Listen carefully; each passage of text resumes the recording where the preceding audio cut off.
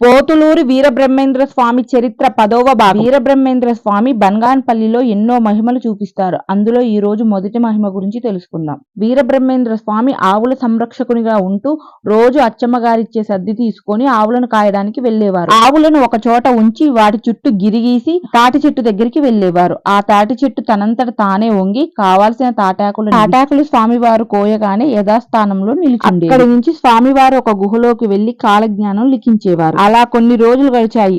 స్వామివారి మేపే ఆవులు చాలా పుష్టిగా బలంగా తయారయ్యి చాలా పాలు ఇచ్చేవి. అచ్చమ్మగారు వాటిని చూసి చాలా సంతోషపడుతూనే, అబ్బా ఎవరితను ఇంత వచ్చెస్తో వెలిగిపోతున్నాడు, ఇతను మేపిన కాంచి ఆవులు చాలా బలిష్టంగా ఉన్నాయి అని చెప్పి ఆలోచిస్తూనే ఉండేది.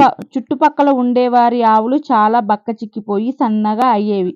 ఆ గోపపాలకులు కూడా, అబ్బా ఈ స్వామివారి మేపే ఆవులేంటి ఇంత బలిష్టంగా ఉన్నాయి, మనం అడవులన్నీ తిప్పుతున్నా కానీ మన ఆవులు బలంగా లేవు అని చెప్పి ఆలోచిస్తూ ఉండేవారు. కానీ వాళ్లకు ఎందుకు అలా జరుగుతుందో అంతు చిక్కకపోయేది. ఒకసారి స్వామివారు యథావిధిగా గోవుల చుట్టూ గిరిగీసి ఆవులను వదిలేసి కాలజ్ఞానం లిఖించడానికి గుహలోకి వెళ్లారు. అప్పుడు అక్కడికి అనుకోకుండా వేరే గోపబాలులు వచ్చారు. వారు ఆవుల్ని చూసి, ఈ ఆవులేంటి ఎవ్వరూ లేరు, అలానే మేస్తూనే ఒక చోటే ఉన్నాయి, ఎందుకు అంటూ దగ్గరికి వెళ్ళారు. అక్కడ బ్రహ్మంగారు కూడా ఉండరు. ఆవుల్ని కాసే బ్రహ్మస్వామి ఎక్కడికి వెళ్ళారు అని అనుకోని, సరే మనం వీటిని వెనక్కి తీసుకెళ్లిపోదాం, లేకపోతే చీకటి అవుతుంది కదా, అడవిలో తప్పిపోతాయి అని చెప్పి వెనక్కి తీసుకెళ్దామని చెప్పి వాటిని అదిలిస్తారు. కనీసం అవి కదలను కూడా కదలవు. అలా అదిలిస్తూ ముందుకు వెళ్తారు. ముందుకు వెళ్ళేసరికి ఆ గిరి దాటి లోపలికి వెళ్ళేసరికి అక్కడ మొత్తం చీకటి. వీళ్ళు కళ్ళు కనిపించవు. ఎంత మొత్తుకున్నా ఎవ్వరూ పట్టించుకోరు.